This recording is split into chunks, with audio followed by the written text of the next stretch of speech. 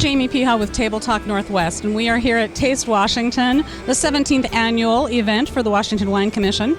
There are over 225 wineries here, paired with all kinds of restaurants and specialty foods. We are fortunate enough to be able to talk to some of the winemakers directly. This is one of my favorites. This is Victor Palencia from Palencia Winery, located in the Airport District in Walla Walla. And Victor, welcome to the show. Thank you. Appreciate having us. So, Victor, how long have you been in the wine industry?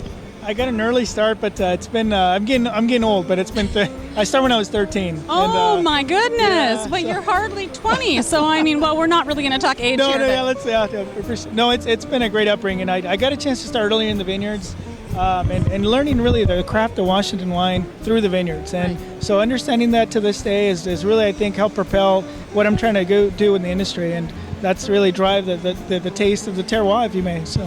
Did you start your winery after having done that for other people for some time? That is correct. So I did get a chance to work with great folks like the family in Willowcrest, a lot of humble upbringings through the Prosser families, but also even as the industry grew, I grew with it. Washington wine, I still feel is very young. We're still getting started. I'm still making wine for Jones of Washington. I got a couple of really exciting new brands that I'm working with also. So I like to stay busy. It keeps me out of trouble. Out of trouble. He's also a musician, but he's a shy musician. So we're trying to rope him into doing Wine Rock Seattle on July 10th on the Seattle waterfront, which features 5 bands where at least one member of the band has something to do with Washington wine industry, and you play the guitar. I am. I'm a very, obviously, very, very shy in it, but I have this theory in life with wine. It's música, vida y vino. And where there's music, there should be life. Where there's life, there should be wine. So, I'm driven by music, and I will do my best. I'll do my part and see what I can do. You're going to start practicing, right? I better start practicing. That's So tell me a little bit culturally, historically, with your family history, where you're from, and how that has influenced the wines you're making. Washington wine for me is a lot about discovery, and it's amazing how little I knew when I was in Prosser as far as what else was out there.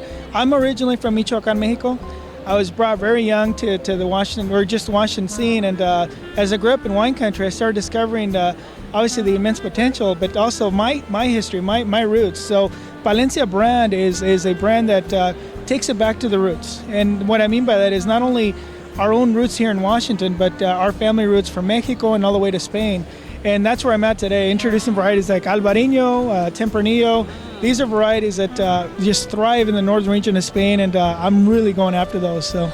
It is amazing that Washington is diverse enough to be able to grow some of these grapes like Albarino and Tempranillo, and I think it's really fun to introduce those to people who have not had those grown locally. What else do you make? Well, I'm excited to present a lot of the varieties that you're familiar with, Cabernet. Even with those varieties, I'm going after strong, renowned vineyards because I grew up in vineyards. I know what to expect. There's a language that I exchange. So I have a Red Mountain Cabernet. I have vineyard selects from Ancient Lakes. I have a brother that's a vineyard in Walla Walla, so I have some Walla Walla releases. So a lot of things coming in the near future. Well, it sounds like your education coming up through the vineyards has really given you an understanding of the land and also how to grow grapes to their fullest to be able to express that in wine.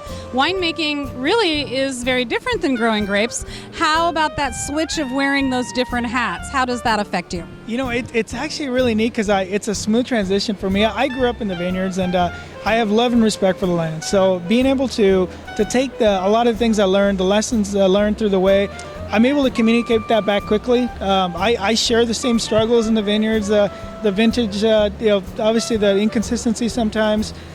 So I don't notice it half the time. It's like I love being in the vineyard, so it's how I get away from the office sometimes, or from the cellar. But likewise, the cellar is like the where the magic happens, if you may. So. It sounds like a really natural progression for you, and I think that's really even more wonderful if you think about it. You know, it's from the grape all the way to the bottle, and you've got that steady hand all the way through.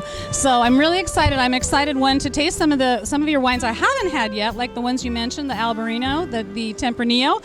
And folks, if you haven't visited, get yourself over to Walla Walla, Palencia Wines in the Airport District, and save the date for July 10th, Wine Rock Seattle, where we're going to have Victor against his will, playing the guitar on stage. Thanks for joining us, Victor. Thank you. We're going to rock the house. Thank you.